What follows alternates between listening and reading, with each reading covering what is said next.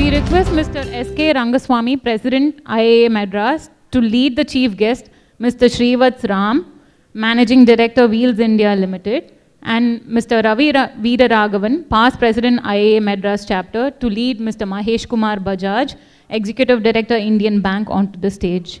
We request Ms. Sathyabama, Treasurer IIA Madras, to present a flower bouquet to the chief guest, Mr. Srivats Ram, MD, Wheels India.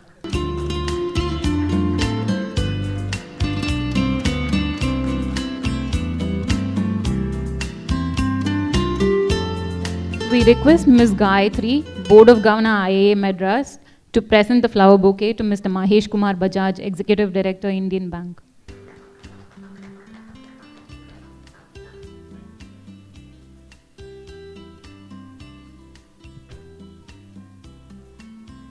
A very good morning to one and all present here. We from the Institute of Internal Auditors, Madras Chapter, take immense pleasure in welcoming you all to the Chapter's 48th Annual Conference. The Institute of Internal Auditors is an international professional association established in 1941 and is the leader in standard certification, education, research, and technical guidance to internal auditors throughout the world. The IIA Madras Chapter, established in 1977, is one of the oldest professional chapters in Madras. IIA Madras has been holding annual conferences ever since 1977, and we are proud to say that this is the chapter's 48th annual conference. Through the annual conference 2025, with the underlying theme of risk and governance, futuristic skill sets, and leveraging technologies, we hope we indeed pave the way in crafting tomorrow's leaders. We are fortunate to have with us distinguished leaders and visionaries who have taken time out from their busy schedule to bring about thoughtful discussions and stimulating new ideas to this conference. Thank you. With this brief introduction, we now begin the program with an invocation to God. Request delegates to kindly raise for the Tamil Thai Varth.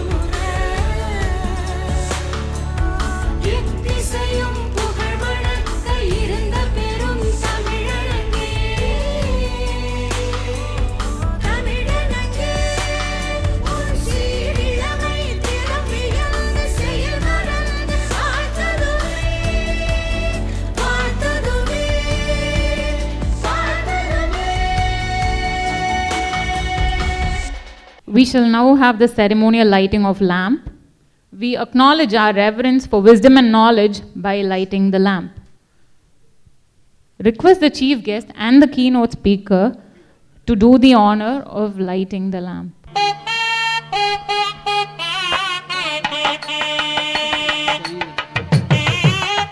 We request Mr. Sri Khan, Board of Governors IIA, to join in for the lighting of lamp.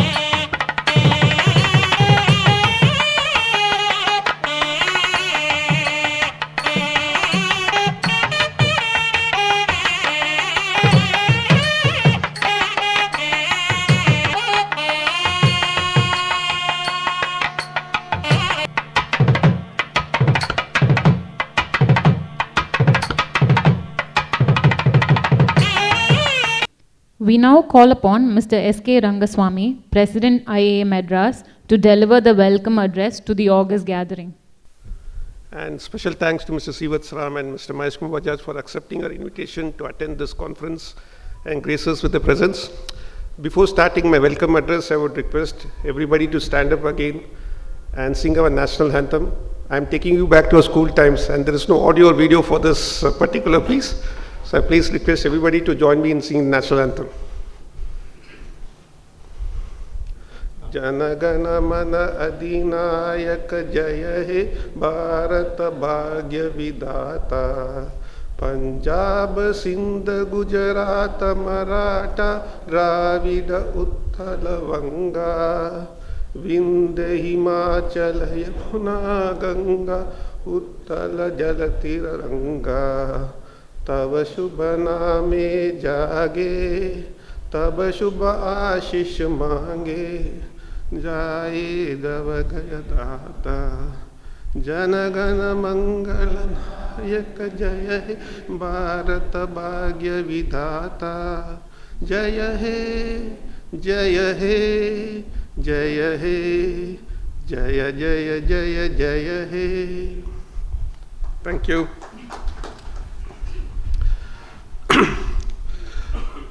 Just to give a brief perspective, I would start with telling you about the activities of IIA Madras chapter.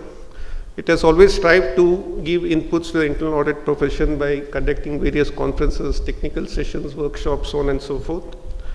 And this year's theme of crafting tomorrow's leaders has been thought about carefully with the fact that in today's world, the internal auditors are requested to give their perspective and insights on what's happening within the business, and they are getting involved right from the conception stage and throughout the execution of the project or process or any new project.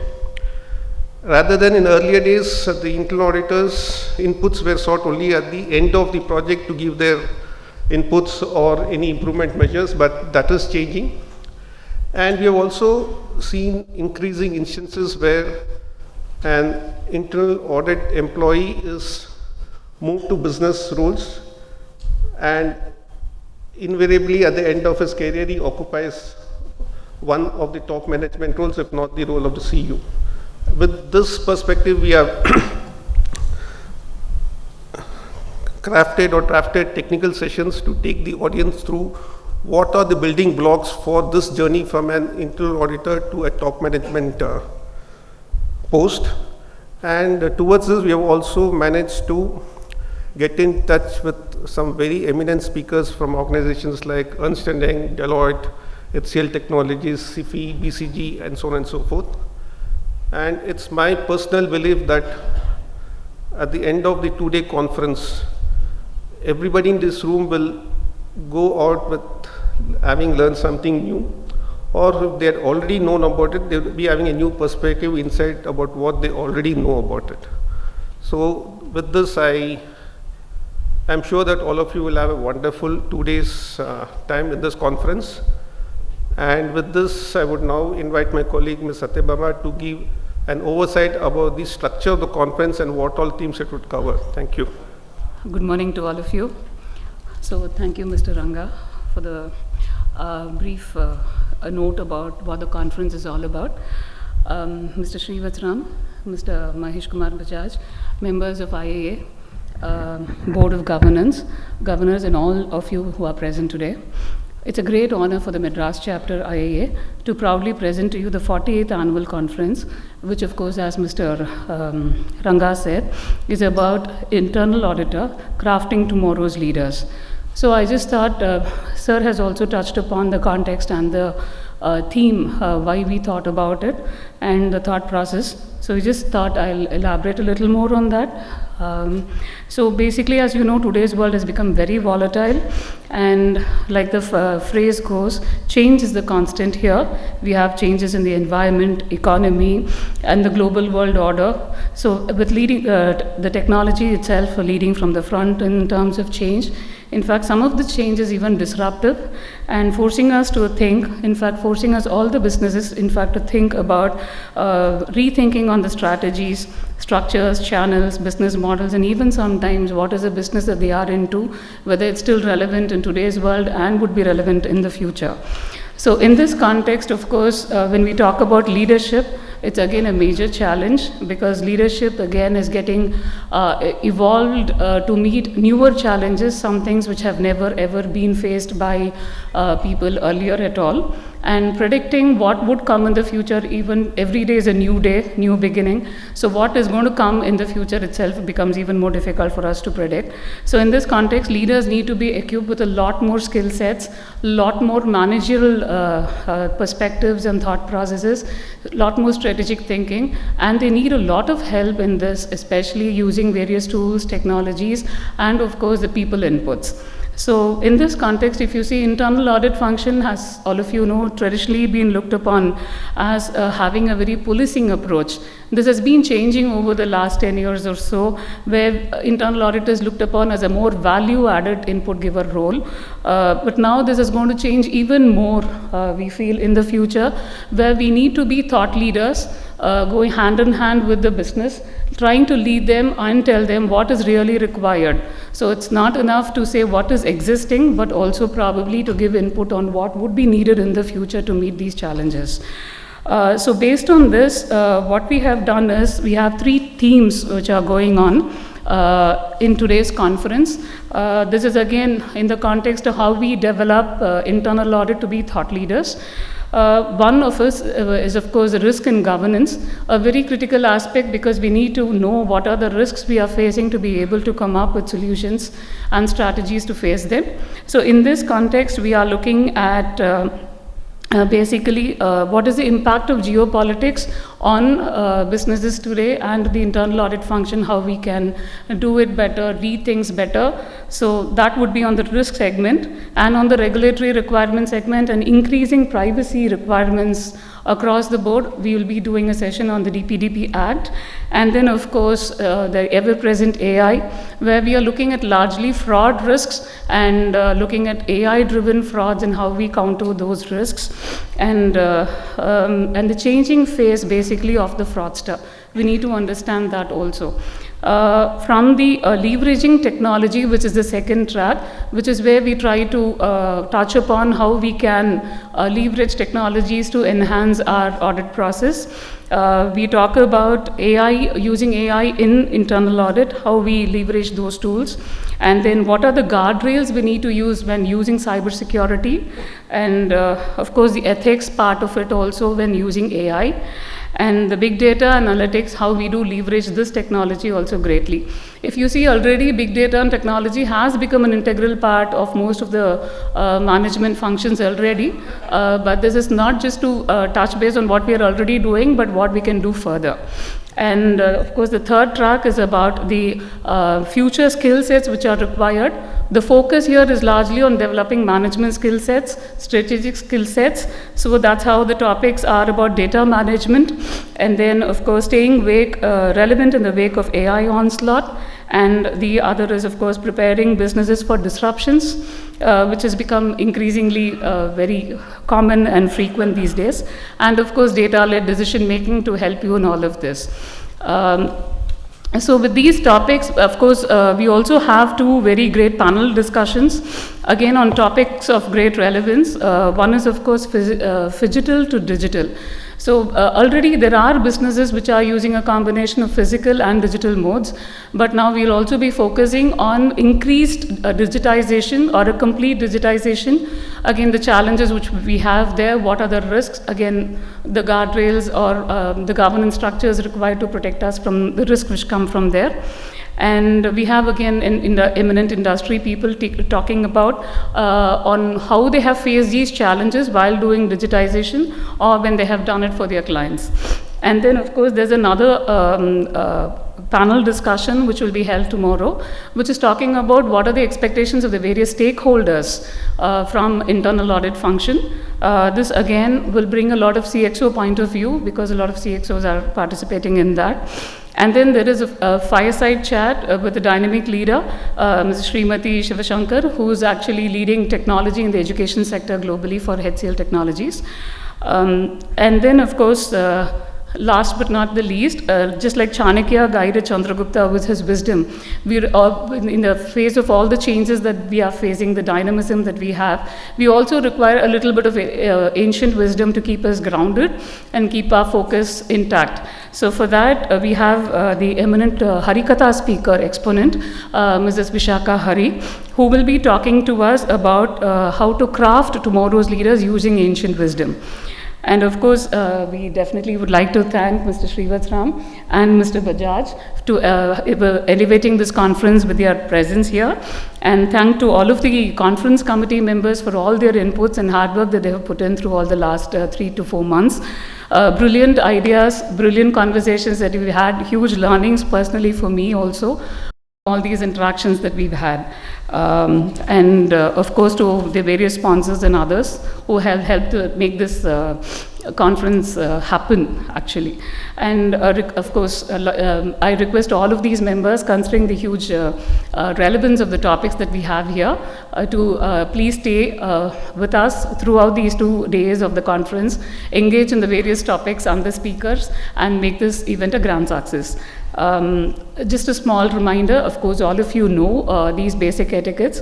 Just a request that we request that you keep the mobiles on silent mode when the conference is on, when the speakers are on, and also not to move too much between the various rooms in the venue. We have 3 rooms for the 3 tracks that we have, so hope there is not too much of a movement between the 3, disrupting, again disruption here, so disrupting the conference and the flow of things here.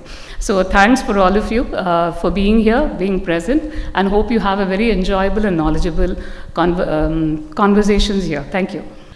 It is our pleasure to now call upon the chief guest for the event, Mr. Srivats Ram, Managing Director of Wheels India Limited, to address the gathering. Judge, Mr. Chaitanya, Ms. Sathyabama, ladies and gentlemen, good morning. I am delighted to be here at the Internal Audit Association meet. I am here actually because a request came from my internal audit manager, Mr. Dinesh.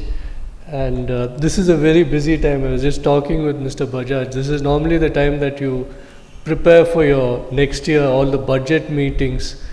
And as a matter of fact, I was telling today morning, I was working the budget document, and then suddenly I saw it's 9 o'clock. Shit, I better get ready and come. So it is very busy, but it's an important subject. Just wanted to give you a little bit of context. For 16 of my 30 years, I've actually been in a managing director type of role and had to interact with internal auditors, internal, external, and a lot has changed over this period. So initially, if you look at the internal audit function, it more as something which is, say, fault finding. So the types of people who are in internal audit also, I remember going back, were viewed upon by the company as they're just there to kind of, rain on my patch and give me problems. So they would have very few friends within the company. But that said, as the topic for today's conference is crafting tomorrow's leaders, for what it's worth, my CFO started his career as an internal auditor. So that is evidence that you actually can rise from this function and move on. And typically in the past, it's very difficult for somebody to stay in internal audit for a long period of time. Again, historically, because of the way it is viewed, and I think in today's scenario, people also need to look at how they can move from one function to another function. The change has been from something which is an audit function, fault finding type of thing, to maybe what I would call as a quality process manager. So the process quality is assessed by the internal audit manager, and the skill sets that come with it are very different. So just to help you understand, businesses now are very complex. There are multiple plants, there are multiple businesses within a company. There's sometimes overseas related transactions or plants as well.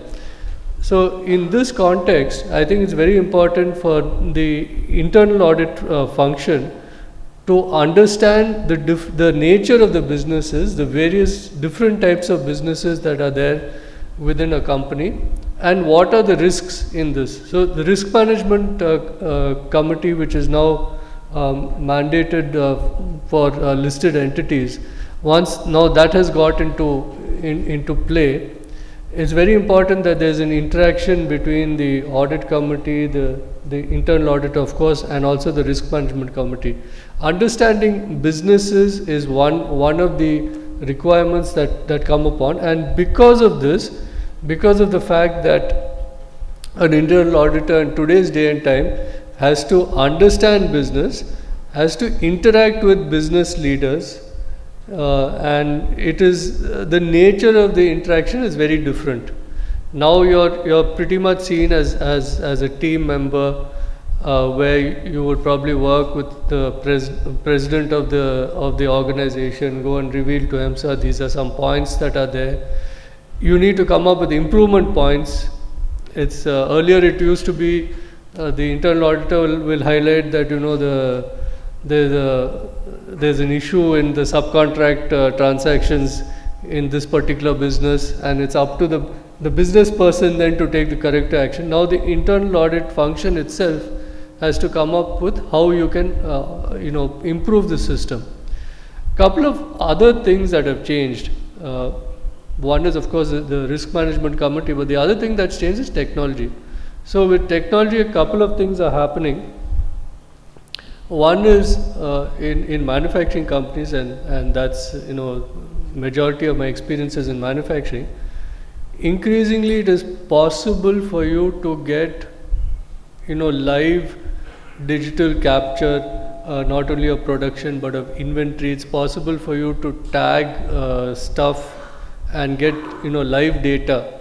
So the automation in the audit function and the ability to actually pull into that, the way the technology is developing, it's becoming increasingly possible for us to lean into the technology and get data, whereas earlier you would physically need to go to the place. So whether it is geotagging, assets, or whether it's just having live production feed from lines and live inventory feed based on that. These are things that actually make it increasingly possible for an internal auditor to engage with technology. But of course, technology only highlights issues which are there. The problems have to be resolved in conversation with different functions in the company. And hereby, in this interaction, you have to deal with people from the purchase function, from the manufacturing function, the sometimes utilities function, the sales function, all these people. And in that, your interpersonal skills are becoming more and more important. Again, if you view yourself as being a leader of tomorrow, I think the most underrated skill, which is actually not taught anywhere, is interpersonal skills. Your ability to engage with someone, your ability to resolve matters, amicably.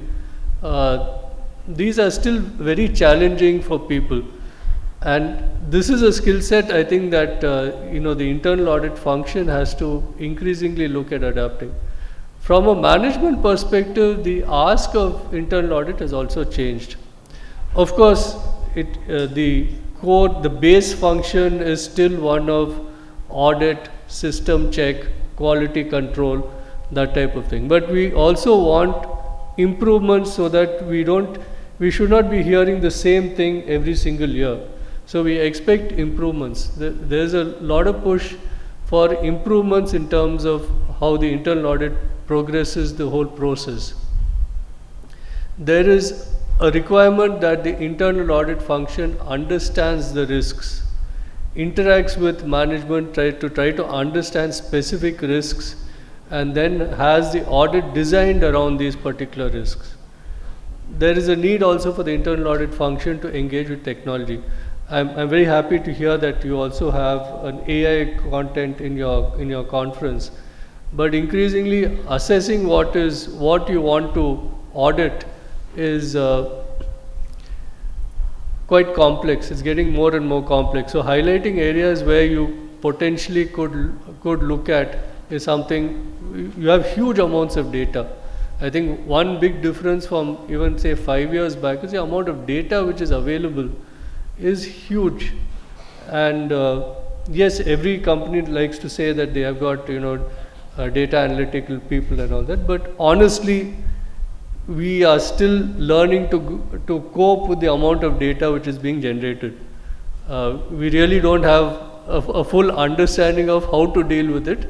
We are making a progression from what we used to do 5 years back to where we are today, but it's still not fully capturing the full scope of what we can benefit from the data.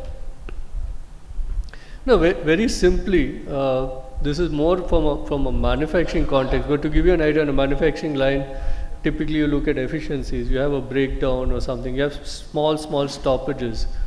Earlier there used to be what we call a log book, and in my company there's this big book where somebody would write, and it's in the shop floor, so there'll be grease and other things on that book. Whereas today what happens is that any machine that stops, we know that machine has stopped. We know when it has stopped with accuracy.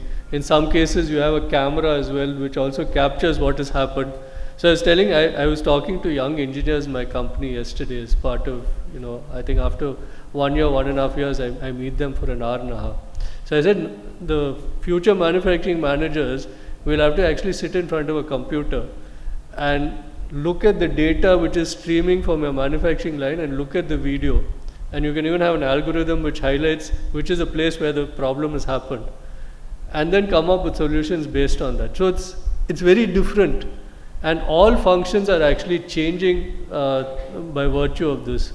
Even in the internal audit function, it is quite possible that similar technologies can be used to assess various things, because the data is now increasingly available. A CCTV is what, $2,500?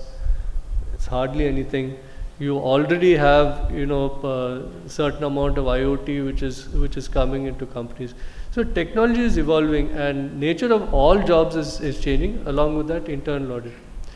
Risk assessment and understanding of risk assessment is something which is quite challenging, and it varies from business to business. Even if you take my company, Wheels India, so you'll think it's straightforward, it's wheels. But if I segment it into different segments, as per SEBI we say automotive and non-automotive. That's vaguely how it's split. But there's all these sub-segments, and the risk profile is very different.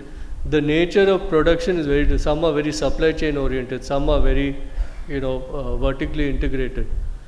The types of customers are changing. Your ability to understand supply chains, not only from the supplier side, but going up to the customer, where in some cases you're supplying just in time in North America or Brazil or something like that. Understanding the risk which are associated is a serious challenge. It's not a challenge that very honestly even management fully understands. To give you a sense, we have a broad sense that there are risks, but today with Mr. Trump, I was telling somebody, one big difference that has happened after that is every day in the morning I read the Wall Street Journal, which I never used to do, because we all want to know that we have the latest news which is there. So the risk profile is changing dramatically. I think as Indians, a lot of us have become a lot more philosophical about the future post-COVID. I think COVID was a kind of a point beyond which probably we get, not that we used to get that flustered even before, because we're used to chaos in our country, but after COVID, we don't get that easily affected by dramatic changes. But changes require adaptations, and the internal audit function also has to adapt based on these different forces which are coming into play. The Trump tariff war is a serious challenge, but when you go into detail, it is becoming even challenging from an accounting viewpoint. So for example, the tariffs are supposed to come on April 2nd, and so I asked my guys, you went and you enter your HS code, you find out whether your product is due for tariff. It says 25% tariff, but that 25% is dependent on your raw material content, which is there, which requires you to have a self-declaration, which is there. I don't know how it works when the ship is already at the port on April 2nd. But post that, these are changes that will have to come when you actually export. I'm just giving a small case where geopolitics is actually changing what we have to account for, what we have to audit for. And it's, I remember for the PLI scheme, the government was looking at it at an intricate amount of detail. So, for example, for a steel company, I was talking to, I forget, JSW or Tata, one of them, and they said they're looking at where you get your coal from, what percentage of your coal is from this. So the scheme looks at localization contents in great depth, which honestly the management of the company has a broad sense, but it's not something which you're tracking, per gram or per ton on a daily basis. So what you have to account for, as opposed to, there is what you need to account for your financial accounts, but what you have to account for regulation is something which is also equally important and is something which will increasingly become part of the audit function. Especially if you have international business, it becomes increasingly important. There is the other issues that come about in internal audit function is that, of course, to start off with, it was seen as find out where there's it used to be personal. The difference is, earlier the view used to be, okay, this particular department or which is under this particular manager, there's a lapse. It used to be personal, and I remember in my company sometimes the internal audit managers had a rule to themselves because everybody was scared to poke them. And today it's actually a system function. That's essentially the move is, it's now gone towards system. And the point I'd like to make for all of you people here is that your interpersonal relationships are extremely important in your resolving issues. So if you really want to resolve issues and ensure that you are able to get into further and further depth and not get stuck on on particular points which repeat year after year, you will actually have to build the skill set to engage with people to resolve issues. Which sometimes you need to get friendly. I know it's not a word which is typically been associated with the function, but you need to find a way of convincing people, because it's not, you cannot go to the top management with complaints. Right now, management only looks at what is the system change that you're doing. We don't want to hear that so and so and all that.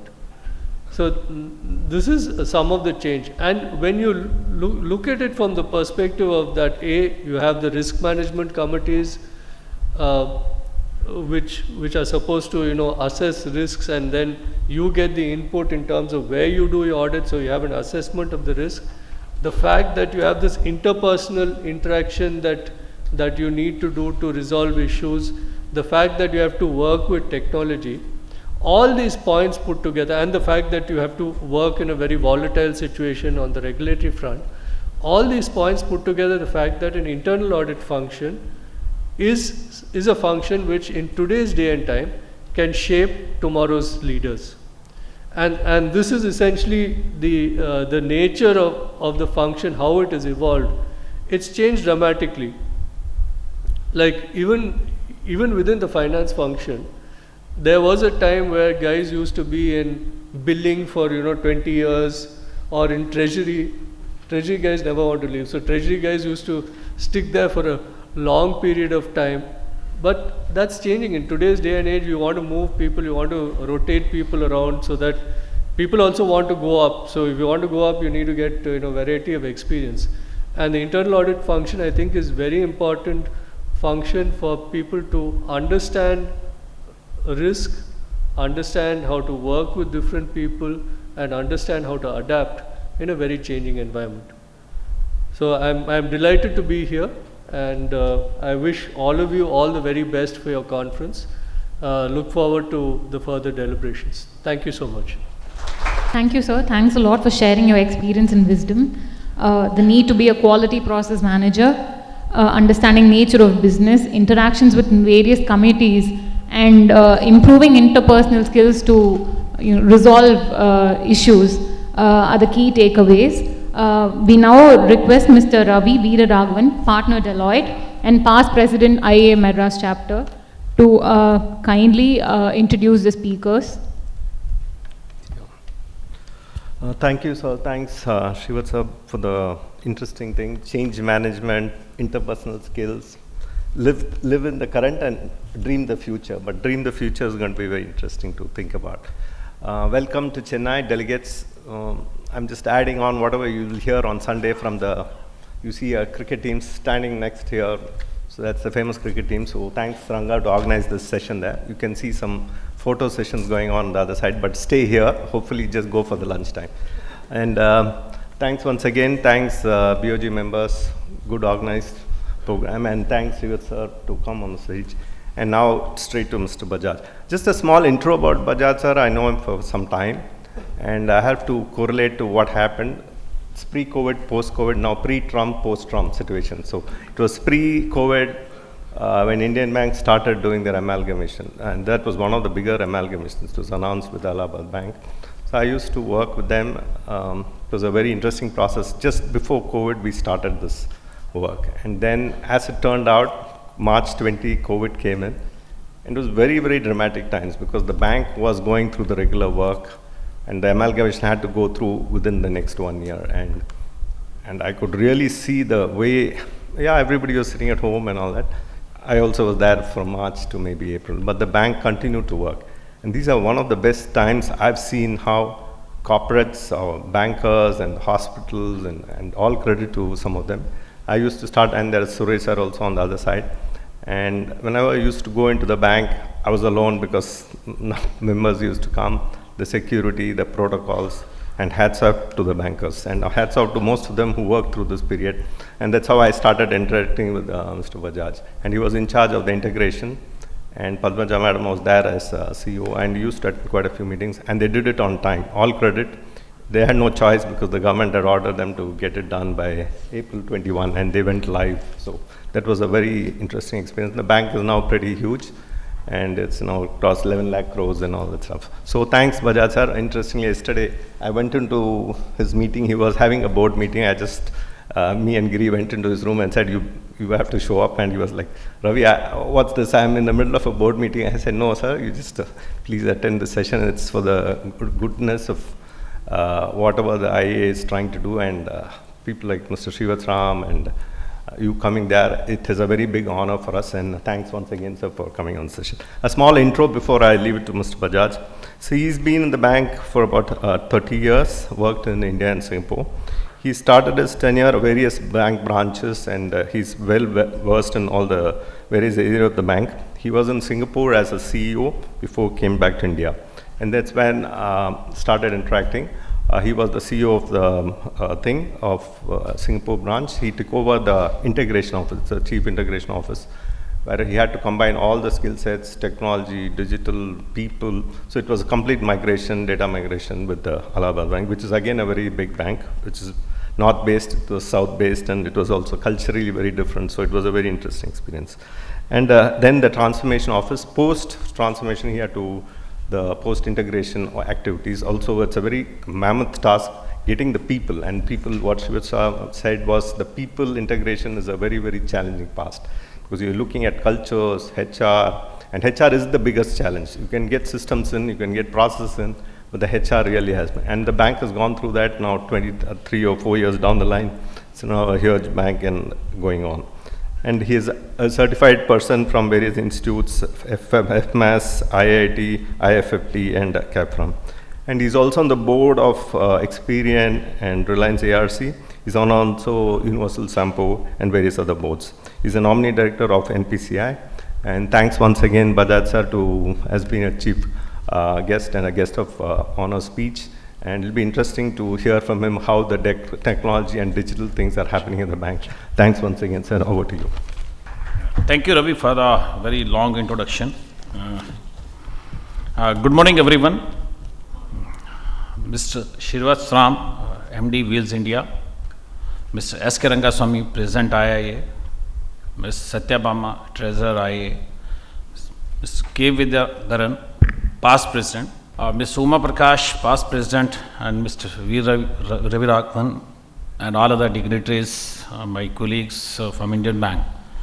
Very good morning to everyone. It's a privilege for me, even till late evening I was not aware about this conference, so Mr. Ravi pulled me to this place. Even the morning we had a couple of meetings. So the two topics are very, very interesting. So I thought I'd let me go share my experience also.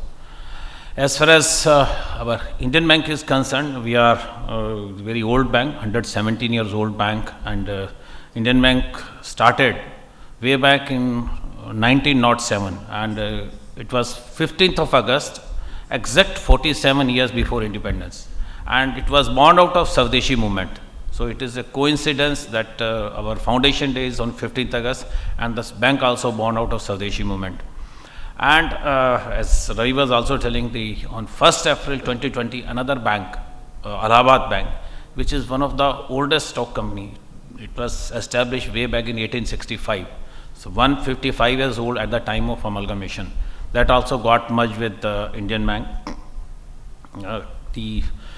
Ravi was telling about the amalgamation story. Yes, it was again a great experience, and because we did amalgamation during COVID, it became a very good experience for all of us. And then we thought of somewhere writing the experience, so we requested ISB Hyderabad and ISB Mohali to do the case study on amalgamation. Because all amalgamations, we were having one big bank, other two small banks. Same way, here it was two equal banks. Rather, if we see the number of employees and number of branches, Allahabad Bank was having more number of employees and more number of branches. So we did case study, which was done by ISB Hyderabad. Now it is published in Harvard. And rather, I'm happy to share also our present Chief Economic Advisor, Dr. Ananta. He was also a guiding force for this case study, because Dr. Barshankar, who was the board of Indian Bank, he only encouraged us to somewhere write it, that what we did during the amalgamation. So it is in Harvard, merger of equals. I'm also happy to share the post-amalgamation. I will just read some numbers for you, how the bank has performed. It has went well.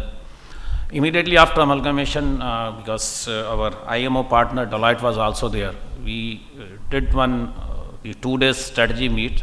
There in the 2 days, we thought of bringing some close to 24 big initiatives for the bank and 150 another initiatives.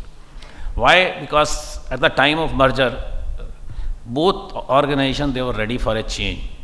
We brought best of the two, products, processes, policies. So it was time for change from both bank side, because it was a new entity, a merged entity. So out of these 24 initiatives, we went for 4 major projects. The one project was on the digital transformation. Second was on the PMS, performance management system. Third was on operating model transformation. And fourth was on the leadership development plan. Our digital transformation, our BCG was our consultant.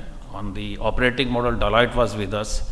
Same way in the PMS, BCG was with us. And the fourth, leadership development, that we did it on our own through our the training center image. If we really see after now, if we look back, the 4 years back, how the bank was performing, how we are performing now, it's a great change for all of us. The presently bank has close to 24,000, 23,000 about touch points, 5,800 branches, DN and ATM 5,300, close to 13,000 the BC is working for us. If I really see at the time of merger, April 20, Indian Bank was making a profit close to 750 crore per year, and Allahabad Bank there were losses. And now, if we see the present status, even immediately after first year, we made close to 3,000 crore of profit, 4 times profit gone up in first year itself. And now, if we see it is 1 quarter profit itself is more than 2,850. Same way, if we talk about the now the business also of the bank is also close to 12.61 lakh crore. If we talk about the ROA, at that time of amalgamation, that was negative. Indian Bank was positive, but amalgamated entity was negative, and first it was 0.5, and now it is 1.31.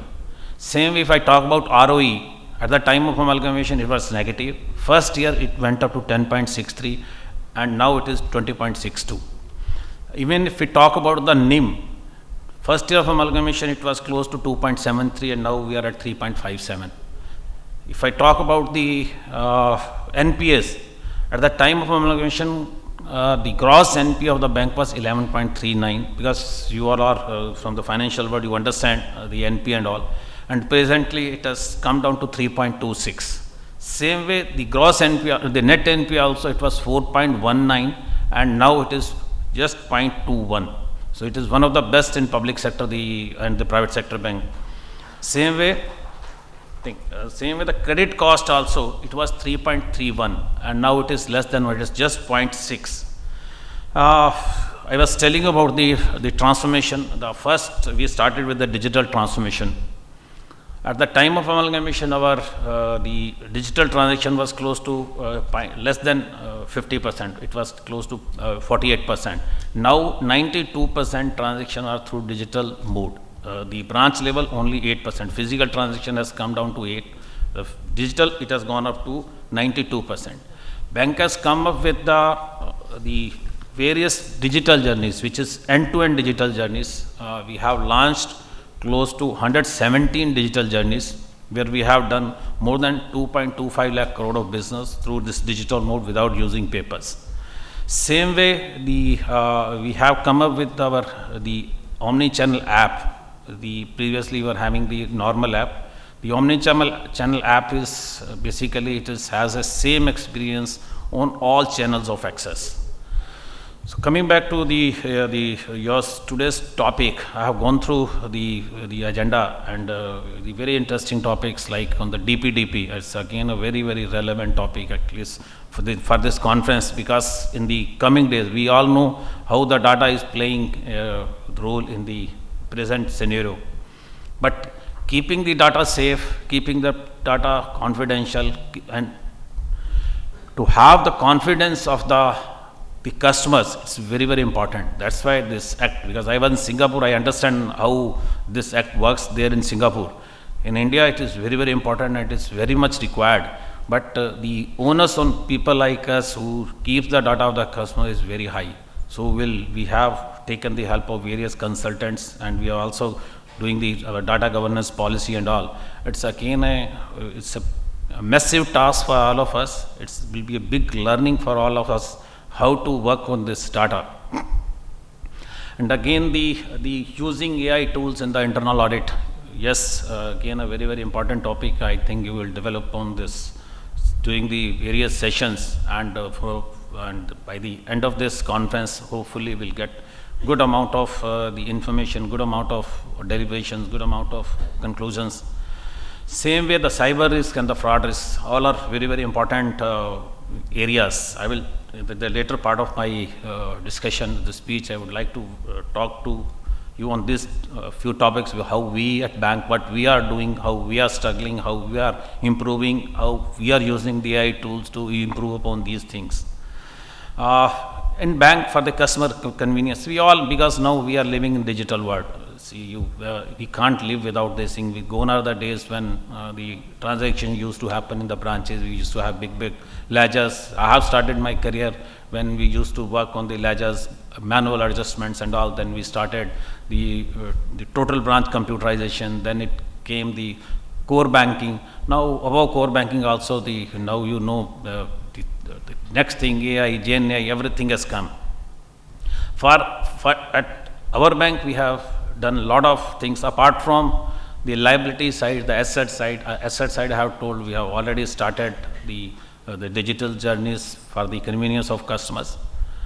On the liability side also, on the mobile app, you can do whatever you want to do, maybe the transaction, checkbook, nomination, opening of account, taking loan against deposits. Apart from that, for the convenience of customers, we have even gone a few steps ahead for our customers. Even one pain point we were seeing that in death claim portal, death claims, if you go to the branch, suppose somebody is staying away from the family, somebody is staying abroad, he comes to the branch, we ask so many papers. So that was one pain point. You have to visit 3 or 4 times in the branch to settle a death claim. But then we started the death claim portal. It is totally digital portal. Anybody sitting anywhere in the world, they can apply. We will give a in principle section, and the customer comes to the branch. The legal heir will come to the branch with the original papers, and he can go away with the settlement. So that has helped us in a big way to satisfy our customers. There were a lot of complaints on this area. We are now doing close to 80 to 85% of settlement through this digital mode. Same way, by using AI, the SMA was the SMA collection. Rather, we got award on this SMA proclivity predictor, prediction of SMAs, prediction of the accounts going bad. Same way, the ATM also, we have done one model on the ATM cost optimization, cash optimization, then cost optimization. The ATM cash optimization gives us the time at what time a particular ATM has to be fed. Same way, in the cost optimization, we know which branch, how much cost is there. If we find somewhere there is a spurt, we can find out. If somebody is spending more, that also we can find out sitting at corporate office. Same way, another menace is the mule accounts. All these frauds which are happening through this the digital world, finally ending there in the mule accounts. And one more thing you must have heard nowadays, when we are going in detail, the mule accounts. Mule account, the people who have been trapped basically. Sometimes they are fraudulent people, sometimes they are innocent persons. Sometimes these poor people, the rickshawala or the laborer, they have been told to open the account in the bank. For that, they will be given some amount. They call renting of accounts. See, you open an account, you will be paid rent for your account. Somebody else is using your account, and those people are the fraudster will use your account and they will trap you. So that identifying those accounts also, we have used the technology to find out those people. One more interesting thing we are doing with the RBI Innovation Hub. RBI in Bangalore, they started their regulatory sandbox. So through RBIH and Indian Bank, we are doing one project that is on the customer complaints. Presently, we have a CGRS portal. All the banks are having CGR portal. We get complaint, we reply through mail or through personal calls. But this model of the CGRS, using GenAI, we are working on that. It is basically still in the closed user group we are doing it. In that, the customer, once through chatbot or chat GPT, they will write the complaint and immediately they'll get the answer, because it will go back to the system. We'll find out, suppose I'm asking, where's my checkbook? I have not received my ATM card, my nomination is not done. So without the manual intervention, the replies will be given. So it is in the testing area, still we are working on that, but once it is launched, then it will be launched for all the banks. Same way for our bank, we are using the GenAI for employee assist. That is again, we have launched within our own employees. See, it is again basically for the learning purpose of our employees. Our employees, suppose they want to do some particular activity, or they want to understand the documents, some account is to be opened, suppose he has not gone into those kind of areas. We are creating a library for all our bank circular, manuals, policies. Same way the RBI circulars, the government circulars, we are keeping it in the library. And through this mode, through GenAI, because it understand context, our employee will ask question immediately, this employee assist will give the answer. So this model will help our employees for the improving their knowledge and doing the correcting. Yes, we are doing digitization again, but for bank like us, who are the public sector banks, we have all type of customers. All customers are not digitally like, here the audience is all trained people, but our customers, most of the customers, they are based out of the rural areas. Some of them are digitally challenged, some of them are digitally managed, some of them are digitally trained. So it's again a very big risk for us when we are going on digital transformation. This area also we are looking into that. We have to educate our customers how to use this channel. Though it is easy to use, but again there are risks also. There comes the role of the technology, how to use the technology for improving the business and doing the safe business. Coming back to the various type of the risk which we have seen in the past through the technology. One, all of you must have heard about this, the deep fake technology. In one of the cases you must have heard, somebody posing himself the CFO of one company. They had the VC on VC directed his CFO to transfer the funds. So sometimes now we get calls from our friends and family members, but in fact they are again the fraudsters talking. They can copy your voice, they can copy your visuals. So we have to be very careful from these kind of calls. Every call which is coming from an unknown number, let us not believe that it is our friend or family member. Digital arrest, you must have heard. That is again a very the area which even our executive of the banks also at the level of AGM and all also got trapped, where somebody calling from the police station, income tax official, enforcement directorate, they'll come and arrest you digitally, and they can ask for some. So ransomware, social engineering, you must have heard about the social engineering, ransomware. Then I have already spoke about the renting of account.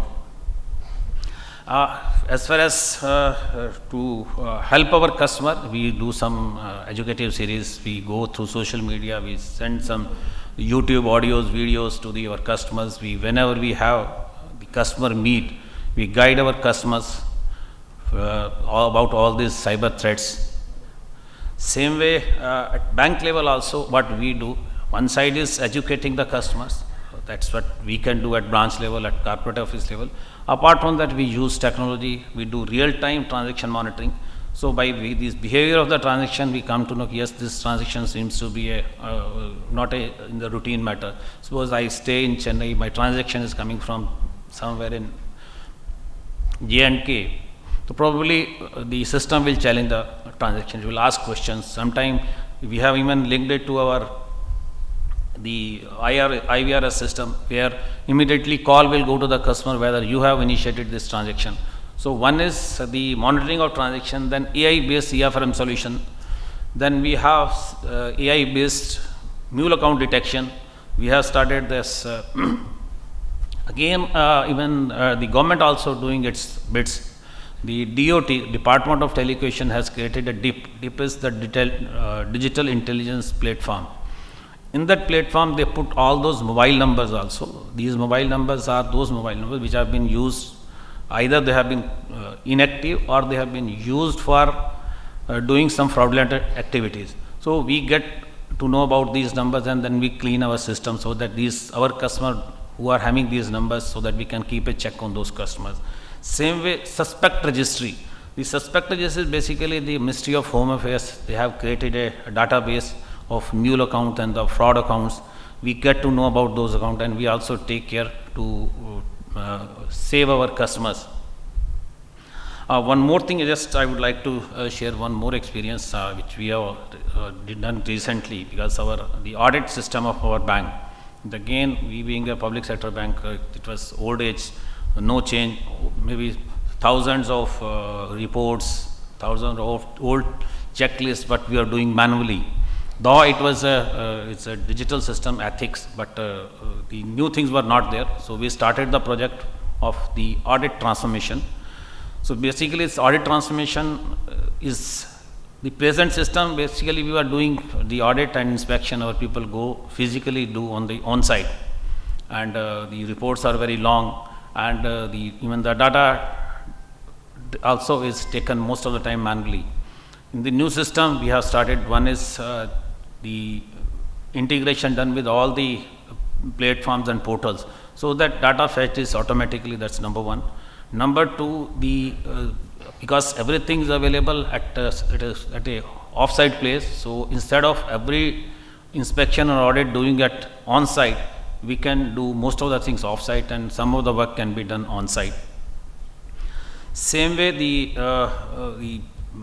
at presently majority of our time was going on the 70 to 80%, they see the document verification. But coming with the new audit system, audit transformation system, we can access the document sitting at a different place off-site. So it will save our time. And one more thing we have done, the dynamic risk rating. Presently the system does like you go, the statutory auditors, the concurrent auditors, they get a regular interval, statutory auditor once in a year. Same way our internal audit also was maybe depending upon the risk of the branch. If it is a low risk, we do it after 18 months. If it is medium risk, do after 15 months. If it's low risk, do after 12 months. Sorry, 12, 15 and 18 in the reverse order. But we do not know after 15 months or 18 months. If we go after 18 months, suddenly you know that there is a huge issue in the branch. So that's the reason we started dynamic risk rating. It's a near real time. You can get the rating of that branch any point of time on a particular day. Pan India, all 6,000 branches, we can find out the rating, and then we can send our teams accordingly. So that there also we have done along with Mr. Ravi's team, the audit transformation. It will be helping us in a big way.